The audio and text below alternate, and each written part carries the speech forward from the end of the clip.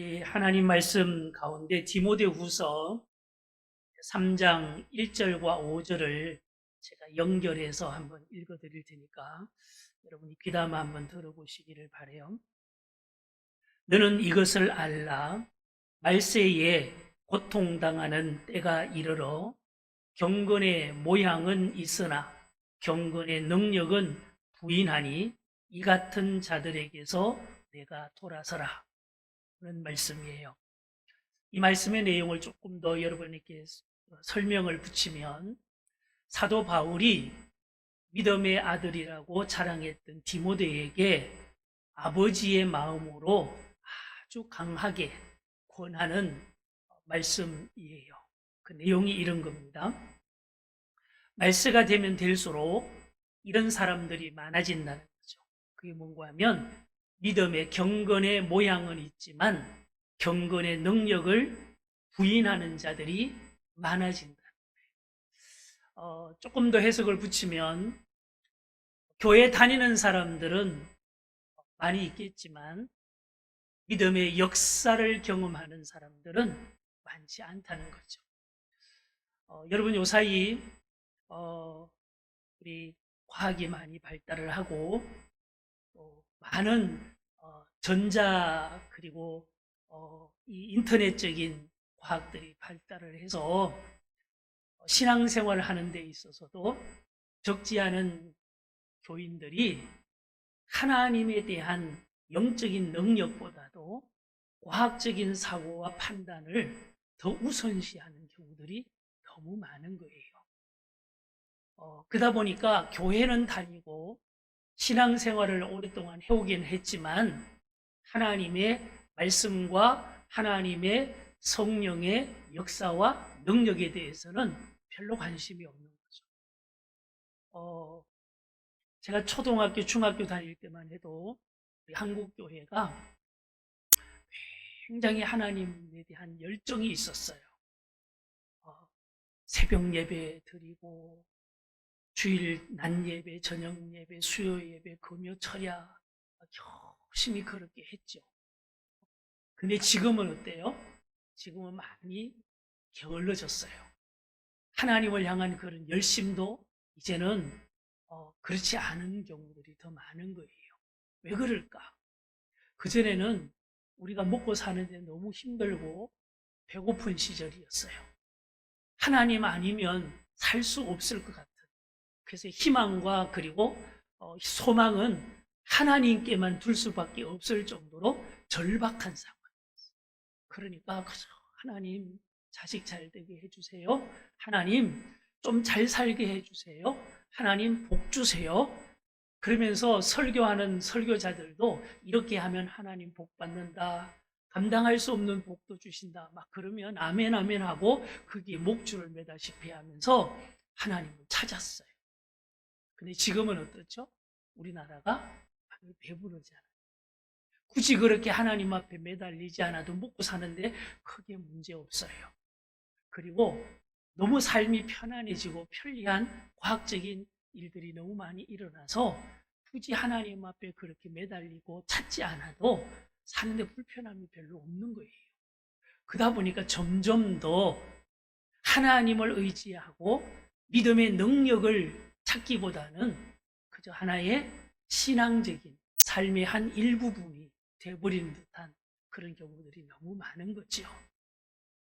저는 설교를 준비하고 여러분께 말씀을 드릴 때마다 반복하지만 여러분 우리의 삶은 편안하게 사는 내 삶의 목적이 있는 것이 아니고 우리의 믿음의 최종적인 목적은 천국 가는 거예요. 천국 가는 거예요. 근데 이 천국은 편리한 과학으로 가는 거 아니잖아요. 배부른 양식으로 가는 거 아니잖아요.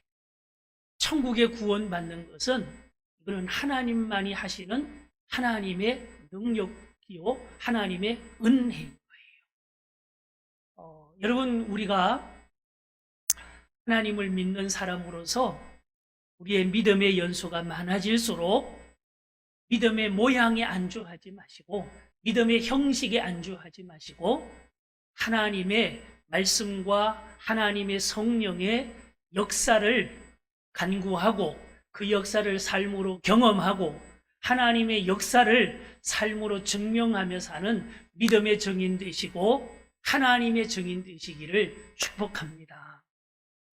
사도 바울이 이럴 것을 예견을 하고 믿음의 모양, 경건의 모양은 있지만 경건의 능력에 대해서 무관심하거나 아니면 무시하는 사람들하고는 상종을 하지 말아라. 절대로 그러면 안 된다. 라는 것을 경고하신 말씀이에요. 사도 바울만 그런 게 아니에요. 예수님께서 제자들과 함께 길을 가시다가 무화과 나무를 발견하십니다. 그리고 예수님께서 그 무화과 나무에 열매가 있을까 하시고 가까이 다가가서 봤더니 잎은 무성한데 열매가 없는 거예요. 그래서 예수님께서 그 무화과 나무를 저주하신 일이 있어요. 그 다음날 봤더니 그 나무가 말라 죽은 거예요. 예수님께서 열매 없는 잎은 무성한데 그 무화과 나무에 열매 없음을 보시고 예수님께서 그 나무를 저주하신 것이 단순한 예수님의 배고픔 때문에 짜증나서 그러신 것이 아니고 함께 가고 있던 제자들과 그리고 우리 모두에게 예수님께서 분명히 경고하시고자 하는 예수님의 의도 있는 일이었어요. 예수님께서 이런 말씀도 하셨어요. 그 나무가 좋은 나무인지 아니면 나쁜 나무인지는 열매를 보면 한다. 선한 열매를 맺는 나무는 선한 나무이고 악한 열매를 맺는 나무는 악한 나무다. 그렇게 말씀을 하셨어요. 그리고 열매 없는 나무는 찍어서 불에 던져버린다. 라는 말씀을 하셨죠. 자, 그러면 우리가 예수를 믿는데 믿음의 형식은 거창하고 웅장해요. 그리고 믿음의 보이는 잎사귀는 무성한데 실제로 열매가 없으면 그 믿음은 하나님과 아무 무관한 믿음이라는 거죠.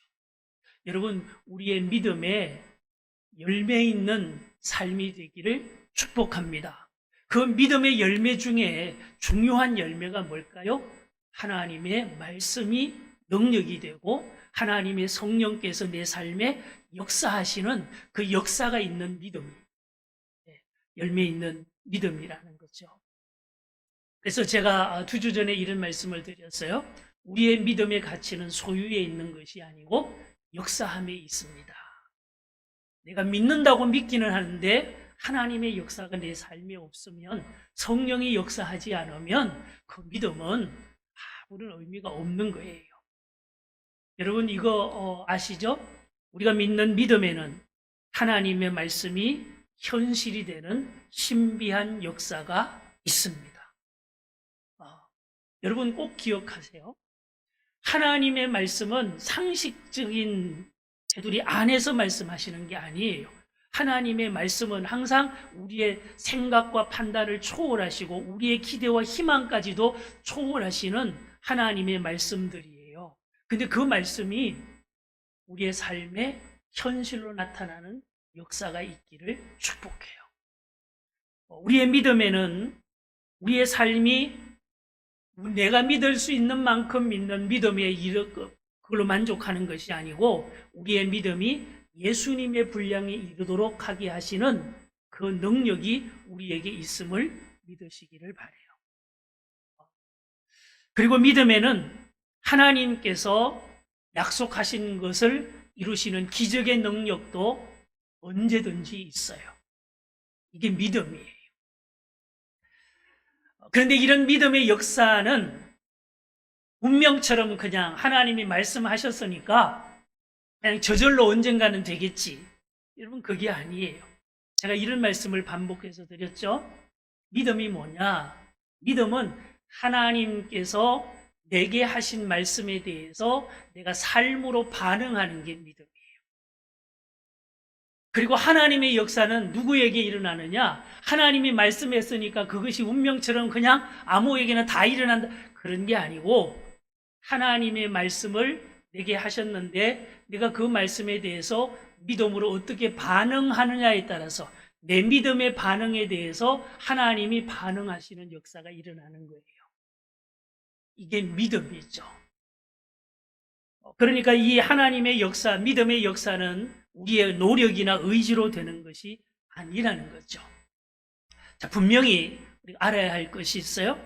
예수님께서 사도행전 1장 8절의 말씀을 통해서 역사하는 믿음의 비결을 이렇게 우리에게 예고하시고 약속하셨어요. 잘 아시는 대로 오직 성령이 너희에게 임하시면 너희가 권능을 받고 예루살렘과 온 유다와 사마리아와 땅끝까지 이르러 내 증인이 되리라 하시니라. 여러분, 여기에 중요한 두 단어를 좀 주목해 보시기 바랍니다. 예수님의 증인이 되어야 될 거다. 여러분, 이거는 굉장한 축복이에요. 여러분, 내 삶을 통해서 예수님이 하나님의 아들이고 하나님의 축복의 구원자이심을 내가 삶으로 경험해서 증명하는 것은 좋은 거예요, 안 좋은 거예요? 이것보다 좋은 일이 없어요. 여러분, 예수님을 아는 사람이 아니고 예수님이 참 구원자이시고 예수님이 하나님의 아들이시고 예수님이 우리에게 능력의 주가 되심을 삶으로 경험해서 누구에게나 내가 증거할 수 있는 증인이 되는 거, 여러분, 이거 얼마나 큰 축복이에요. 저 사람 평생 교회는 다니고 예수는 믿는다고 말을 하는데 정말 예수 믿는 사람인지 잘 모르겠어. 여러분, 이건 곤란한 거잖아요. 누구에게든지 여러분, 나는 예수 믿고 이런 사람입니다 하는 것을 여러분이 간증하고 여러분이 전했을 때 듣는 사람이 에이, 그건 아니지, 그건 아니고 진짜 그런가? 정말 그래요? 하고 여러분 호기심을 가지고 관심을 가질 수 있을 정도의 예수의 증인되는 믿음이 되기를 축복합니다. 근데 이 정의는 우리의 지식이나 의지로 되는 것이 아니고 예수님께서 오직 이것밖에 없다고 말씀하셨어요. 그게 바로 뭐? 오직 성령이 너희에게 임하시면 그렇게 된다는 거죠. 오직 성령입니다. 지난주에도 제가 말씀을 드려서 이어서 지금 말씀을 드리는데, 여러분, 우리가 믿음을 소유하는 것을 넘어서 역사하는 믿음이 되기를 축복합니다. 그리고 우리는 이제 더 이상 삶의 고난과 그리고 죄의 노예거나 종이 아니고 하나님 나라 상속자, 천국을 이어받을 상속자로서의 믿음의 삶을 우리가 살아가야 된다는 말씀을 이어서 드리면서, 자, 그러면 우리의 믿음이 종의 믿음이 아니고 상속자의 하나님의 자녀로서의 믿음으로 살아가기 위한 절대적인 조건은 바로 성령의 충만함을 받아야 된다. 성령이 우리 안에 역사해야 된다는 말씀을 다시 한번 강조드려요. 여러분, 성령이 내게 임하시는 방법, 성령이 우리 안에 역사하시는 방법은 어렵지 않다고 말씀을 드렸어요. 제가 한 가지 여러분에게 분명히 말씀드린 비결은 이거였어요. 세례 신앙으로 살면 성령님이 우리와 함께 하시고 우리 안에서 역사하신다. 무슨 신앙으로? 그럼 세례 신앙은 다시 한번 간단하게 말씀드리면, 세례는 죽음과 부활을 동시적으로 경험하고 고백하는 삶이라 그랬잖아요. 그러면 죽음은 무슨 죽음이죠? 죄에 대하여는 죽고 하나님의 의에 대하여 살겠습니다. 하나님 앞에 날마다 결단하고 하나님 앞에 고백하고 하나님의 은혜를 구하며 사는 삶이에요. 그런데 이게 우리의 의지로 하면 잘 돼요, 안 돼요? 안 되는 거예요. 로마서 7장에 보면 사도 바울이 가장 큰 고민이 하나 있었어요. 그게 뭔가 하면 사도 바울 자신도 하나님의 의를 향하며 살기를 원하는데 실제로는 살고 보면 그렇게 잘 안 된다는 거예요. 그래서 너무너무 고민스러워하는 거죠. 그런데 로마서 8장에서는 이런 결론을 내리죠. 나는 시행착오를 겪고 의지대로 내가 믿음대로 온전히 못 살지만 그럼에도 불구하고 내가 의를 따라 살려고 하나님 앞에 다짐하고 다짐하며 살면 하나님의 성령의 법이 나를 해방시켜 주시고 구원해 주시고 역사하시더라 하는 것을 확실하게 선포하고 있어요. 여러분, 하나님의 성령의 임재와 하나님의 성령의 역사가 우리의 삶과 믿음 안에서 날마다 일어나시기를 축복합니다. 여러분, 장롱면허라는 말을 가끔 쓰시잖아요. 우리 교인들 중에도 그런 분들이 몇 분 있는 걸로 제가 들었는데, 자, 어렵게 운전면허는 땄어요. 그런데 이런저런 이유로 운전을 못 하시거나 안 하는 분들이 있잖아요. 그런 분들을 장롱면허라 우리 그렇게 통칭을 하죠. 여러분, 성령을 받기는 받았는데 장롱면허처럼 성령은 그냥 모셔만 두는 거고 성령 받았다고 하는 확신만 있는 거지 성령이 내 삶에서 역사하지 않으면 그건 무슨 의미가 있겠어요? 물론 안 받는 것보다 성령이 임하고 계시면 낫기는 하겠지만 성령은 소유하는 데 가치가 있는 것이 아니고 성령이 내 안에서 우리의 삶에서 역사해야 돼요. 여러분, 성령이 우리 안에서 역사를 하게 되면 우리에게 신비롭고 아름다운 여러 가지 일들이 일어나게 돼요. 그 몇 가지를 좀 한번 확인하고 우리가 12월 한 달은 성령에 대한 말씀으로 말씀을 나누기로 제가 약속을 드렸어요. 첫 번째로 여러분, 성령께서 내게 임하셔서 역사하시면 일어나는 아름답고 신비한 일 중에 첫 번째가 영적 소통과 공감력이 생기는 거예요. 영적 소통이 시작이 되는 거예요. 예수님께서 세례받고 올라오셨을 때 마태복음 3장에 보면 이렇게 몇 가지 뚜렷한 현상을 소개하고 있죠. 첫째, 하늘이 열리고, 두 번째, 성령이 비둘기같이 임하시고, 그리고 하늘에서 소리가 있어서 이는 내 사랑하는 아들이요 내 기뻐하는 자라. 이 내용이 딱 설명이 되어 있잖아요. 여러분, 제가 지난주에도 말씀을 드렸지만 예수님께서 세례를 받으신 것은 죄가 있어서 세례를 받으신 것이 아니에요. 우리에게 가르치고 본을 보여주시기 위해서 세례를 받으셨다고 말씀을 드렸잖아요. 좀 잘라서 말씀드리면 예수님께서 세례를 받으시고 난 다음에 하늘이 열리고 성령이 임하시고 하늘에서 소리가 있어서 하나님의 말씀이 들렸다. 이 내용이 우리가 세례신앙으로 하나님 앞에 믿음으로 결단하면 동일하게 우리에게도 그렇게 하나님이 역사하신다. 그런 과정을 우리는 반드시 거쳐야 된다. 이걸 우리에게 가르쳐 주시고 알려주시기 위한 거예요. 자, 그러면 예수님께서 세례를 받고 올라오셨을 때 하늘이 열렸다는 표현은 굉장히 중요한 거예요. 하나님과 소통이 시작이 된다는 거죠. 하나님과 소통이 시작된다. 여러분, 하나님의 성령이 우리 안에 임재하시고 역사하시면 하나님의 말씀이 나를 위한 말씀으로 들려지는 신비한 은혜를 경험하시게 돼요. 그냥 설교가 그냥 목사의 설교로만 들리는 것이 아니고 성경에 기록된 것이 성경으로만 느껴지는 게 아니고 이 말씀이 나를 위한 말씀으로 여러분이 경험하게 돼요. 이게 하나님과 소통이 되는 거죠. 여러분, 사람과 대화를 나누는데도 말은 듣는데 소통이 안 되는 경우 있죠. 그렇죠? 말은 주고받는데 소통이 안 되는, 그냥 저 사람의 말일 뿐이고 공감이 안 되는 거죠. 그러면 답답하죠. 그리고 재미없죠. 여러분, 신앙생활하는 게 어떠세요? 기쁘세요?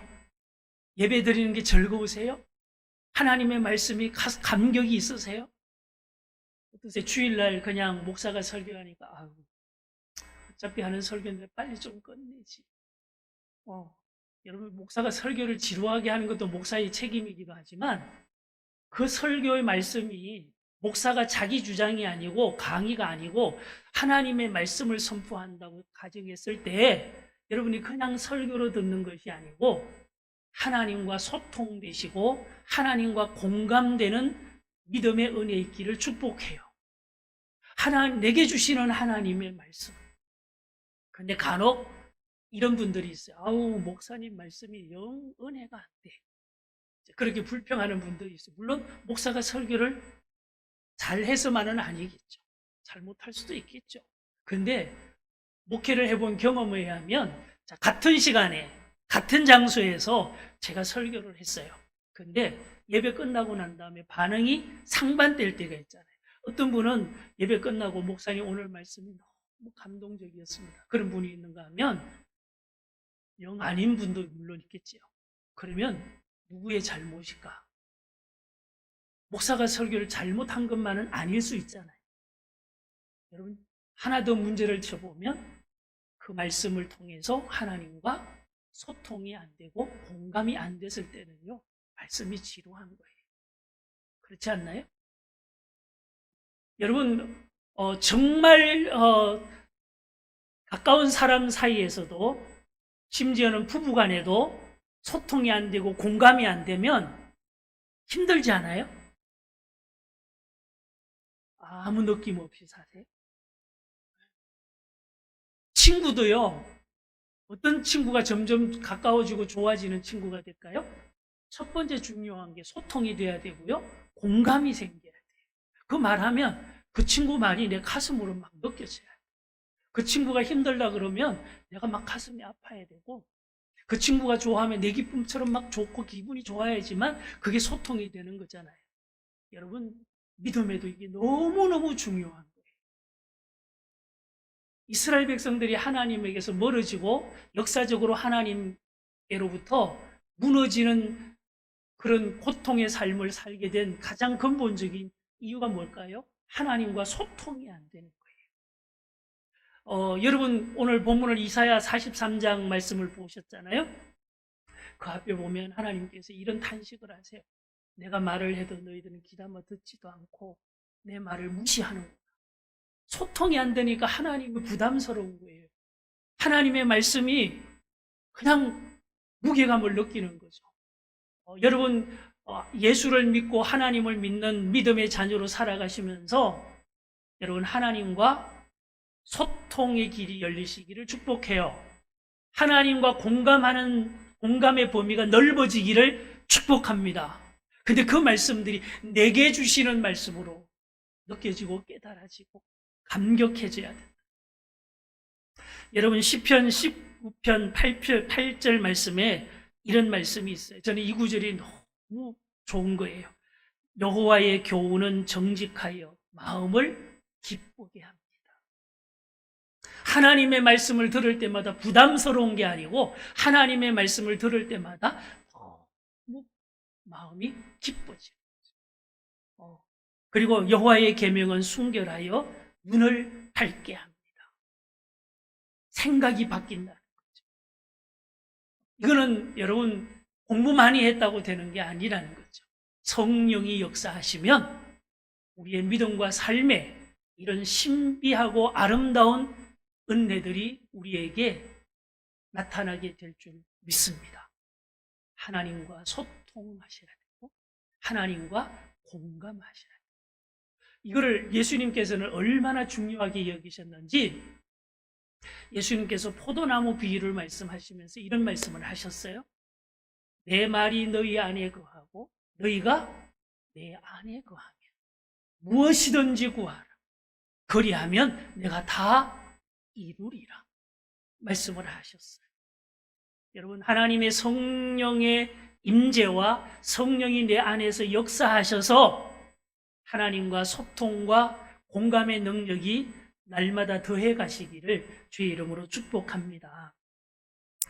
두 번째로, 성령이 우리 안에서 역사를 하시면 나타나는 일이 영적 자존감이 살아나게 돼요. 영적 자존감이 살아나는 거죠. 여러분, 아무리 좋은 지식과 재능을 가지고 있는 사람이라도 자존감이 무너지면 스스로 삶의 의욕도 잃게 되고, 그리고 하루하루 사는 게 힘들고 불행하고, 그리고 삶이 두려워지고 실패하게 돼요. 반대로 사람이 자존감이 살아있으면 어떤 열악한 조건에서도 일어설 수 있어요. 그리고 삶이 기쁘고 희망이 있고 즐겁고 보람이 있습니다. 그래서 우리는 흔히 이렇게 말을 하죠. 사람 일은 뭐하기 나름이다? 마음 먹기 나름이다. 그렇지 않아요? 마음 먹기 나름. 그 마음이 어떤 마음일까요? 자존감이다. 하나님께서는 우리의 믿음과 우리의 인생을 잘되고 복되고 영생의 구원에 이르기를 하나님은 원하시잖아요. 그렇게 하시기 위해서 우리에게 제일 먼저 하시는 것, 성령이 역사하셔서 하시는 일 중에 하나가 우리의 자존감을 세워주시는 거예요. 예수님께서 세례를 받으시고 하늘이 열리고 그리고 성령이 임하시고 난 다음에 하늘에서 들리는 음성이 있었어요. 소리를 들으셨다 그래요. 그 내용이 뭐죠? 이는 내 사랑하는 아들이요 내 기뻐하는 자라. 여러분, 이 말씀의 의미가 뭘까요? 한마디로 정리하면 자존감에 대한 선포예요. 예수님에 대해서. 오늘 본문 말씀의 내용을 좀 설명을 드릴게요. 이사야서 43장의 말씀 1절부터 7절까지를 보셨잖아요. 자, 그런데 우리가 조금 전에 제가 말씀드린 내용을 좀 확인해 볼까요? 이사야 42장 20절 말씀을 한번 보세요. 이사야서 42장 20절 말씀.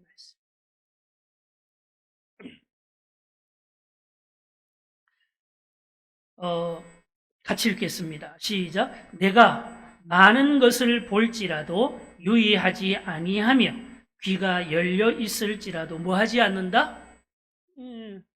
지금 이 이사야 시대에 이스라엘 유다 나라는 나라가 막 기울어져 갈 때, 나라가 막 망해갈 때, 여러모로 지금 어렵고 힘든 상황, 그런 상황에서 하나님께서 말씀하신 거예요.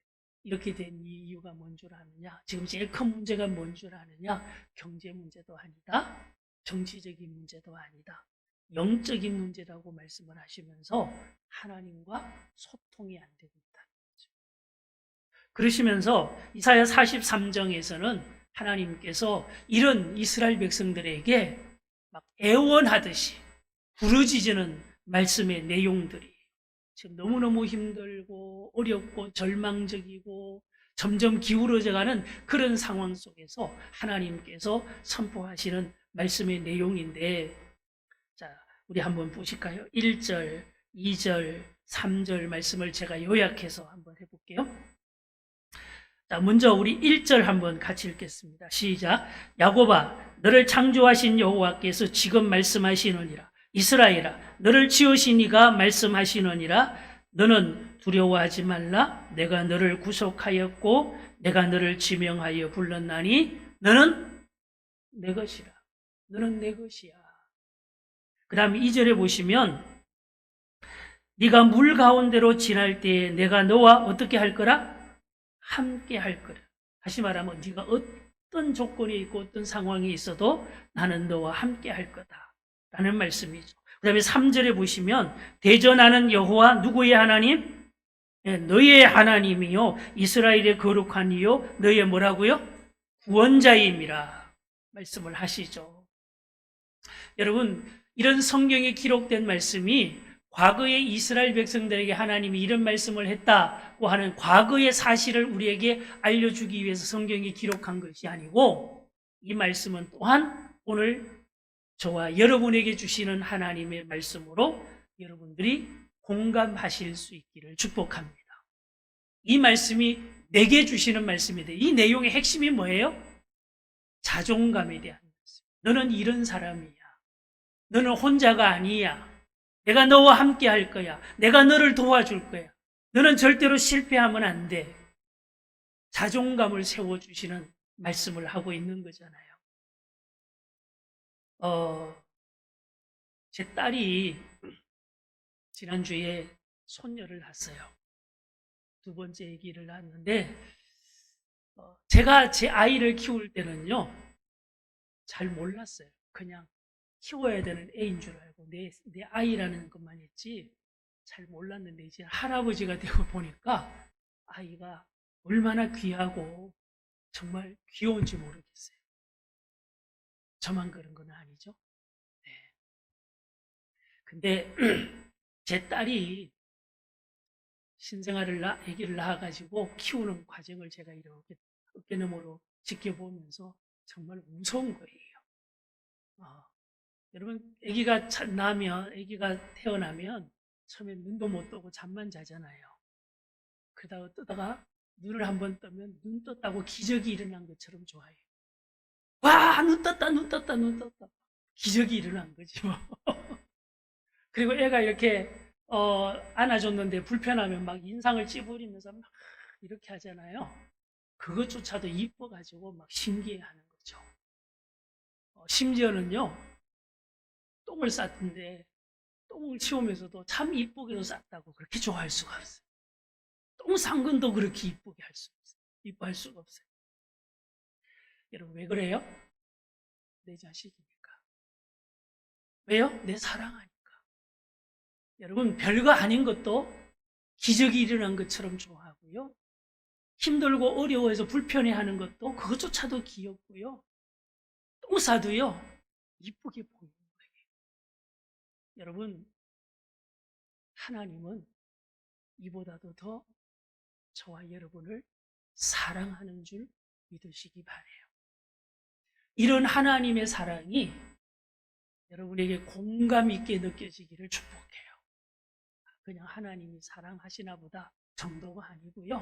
하나님과 공감하시는 성령의 은혜와 능력이 있기를 축복합니다. 자, 우리 다시 한 번 더 확인 좀 해볼게요. 43장 4절 말씀 보시죠.